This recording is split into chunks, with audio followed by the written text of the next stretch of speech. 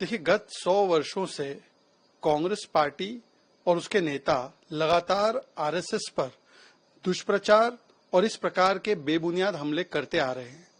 उदित राज जी से सिर्फ एक सवाल है, यदि उनके पास प्रमाण होता तो 2004 से 14 तक तो उनकी सरकार थी, प्रतिबंध लगा देते ना। क्या महात्मा गांधी जी, जेपी ने, प्रणब मुखर्जी ने जो भूरी भूरी प्रशंसा की है आरएसएस की, 1963 में उनको रिपब्लिक डे परेड में बुलाया और इंदिरा गांधी जी ने भी प्रशंसा की, तो क्या ये सारे नेता गलत है और उदित राज सही है? वैसे उदित राज वो व्यक्ति है जिन्होंने 2 दिन पहले नक्सलिज्म को भी जस्टिफाई किया है।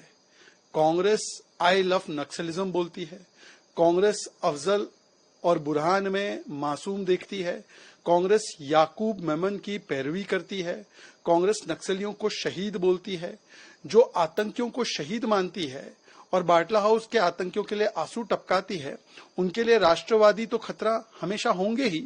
इसीलिए कांग्रेस अपना वोट बैंक नीति का चश्मा हटा नहीं पा रही है और राष्ट्र नीति को वोट बैंक नीति के ऊपर रख नहीं पा रही है।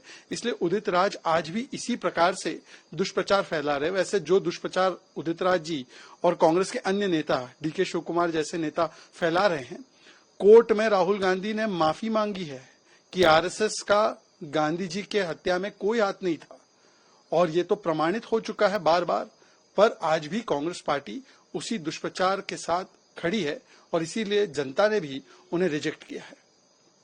Sir, Congress leader Udit Raj said that RSS work to divide the country and this is a terrorist organization and celebrates centenary.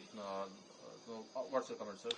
For the last 100 years, Congress party has been spreading poisonous, malicious lies against RSS, and yet RSS has withstood all this propaganda and has completed 100 years. And we can see where Congress party is today. The fact of the matter is that if Congress had any proof, they should have taken action. They should have banned the RSS in 2004 to 14.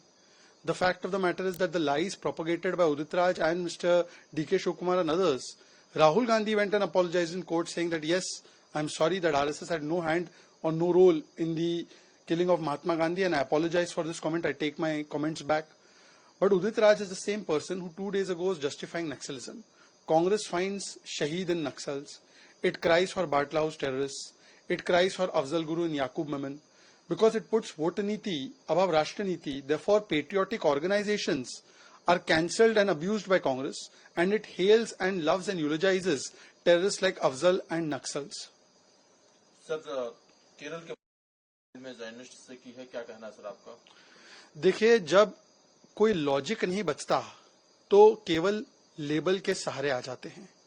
Pinarayi Vijayan जी को शायद पता नहीं होगा कि देश में सबसे बड़ा अगर कोई संगठन है मजदूरों का तो वो बीएमएस है, आरएसएस का भारतीय मजदूर संघ। क्या ये ज़ायनिस्ट है?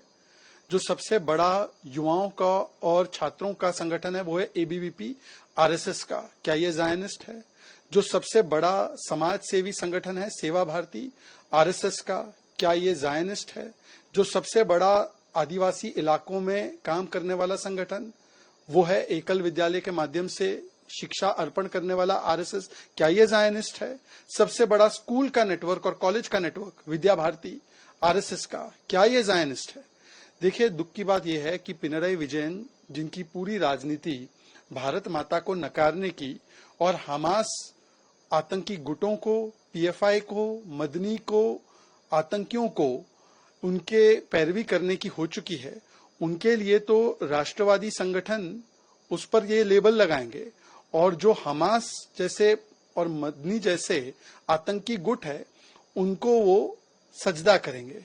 तो आज पिनराई विजयन केवल इस प्रकार से बातें करके देश के करोड़ों लोगों का अपमान भी कर रहे हैं और देश की भावनाओं का भी अपमान कर रहे हैं। Sir, Kerala in Israel. What's your comment, sir? Mr. Pinarayi Vijayan, when he is low on logic, he resorts to labels. Those who eulogize Hamas, those who reject Bharat Mata, they are giving certificates to others. It is very much established that the left parties today are the ones who bat for Yaqub, for PFI, for Madani, for Hamas, and they oppose Bharat Mata. And therefore they are opposing and labeling all patriotic organizations in this manner. By the way, Mr. Vijayan should know, the largest labor movement in this country is BMS of the RSS. Is it Zionist? The largest student movement of this country is ABVP of the RSS. Is it Zionist?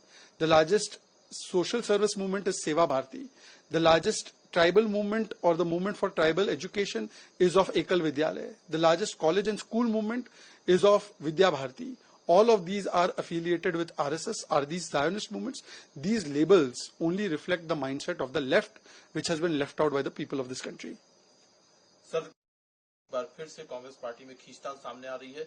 मुख्यमंत्री सिद्धारमैया और उप मुख्यमंत्री DK Shivkumar दोनों के supporter आपस में खींचतान कर रहे हैं और दोनों तरफ से क्लेम ये किया जा रहा है कि उनको अब सत्ता मिलनी चाहिए, डीके शिवकुमार को कुर्सी मिलनी चाहिए, जबकि सिद्धारमैया कह रहे हैं कि वो 5 साल के लिए मुख्यमंत्री बने हैं। देखिए, फिर से एक बार कर्नाटका में कांग्रेस पार्टी दिखा रही है कि उनके लिए पीस से पीपल नहीं, पीस से पावर और सत्ता ही जरूरी है। आईएनसी का मतलब आई नीड चेयर हो जाना चाहिए, क्योंकि चेयर की लड़ाई में ये टुकड़े टुकड़े कांग्रेस ने हर बार अपना परिचय दिया है। अब कोई डीके शिवकुमार के समर्थक बोलते हैं कि भाई नवंबर में वो मुख्यमंत्री बन जाएंगे, मतलब सिद्धरामैया अच्छा काम नहीं कर रहे। सिद्धरामैया जी बोल रहे हैं कि 5 साल में ही चलूंगा, मतलब इनकी प्राथमिकता कानून व्यवस्था नहीं है, कर्नाटका के किसान नहीं है, कर्नाटका की जो बिगड़ती हुई आर्थिक स्थिति नहीं है, पॉटहोल्स नहीं है, इंफ्रास्ट्रक्चर नहीं है। इनकी प्राथमिकता मेरी सत्ता, मेरी कुर्सी है। और यही मॉडल हमने देखा है कि हिमाचल में भी यही मॉडल, प्रतिभा सिंह जी बनाम सुक्खू जी, राजस्थान में गहलोत जी बनाम पायलट जी था, तेलंगाना में भी वही मॉडल। तो जहां भी कांग्रेस आई वहां पर लूट, झूठ की गारंटी और सत्ता में फूट, यही लेकर आई। CM chair politics. Karnataka CM Siddharamaiya said that I will be Karnataka chief minister for full 5 years. Once again, Congress party is showing that its priority is not P for people, but P for power. And their priority is not potholes in Bengaluru. Their priority is not the law and order situation in Karnataka. Their priority is not the financial situation which is worsening in Karnataka. It is not stopping the loot and corruption, not the high prices that they are imposing on the people, not the complete collapse of governance in Karnataka, but their priority is chair. I need chair is INC. And for this chair, they are fighting time and again. Somebody is saying DK Shivakumar should become. Somebody is saying that no, Siddharamaiah ji will continue. This model has been presented in Rajasthan, Gehlot banam Pilot.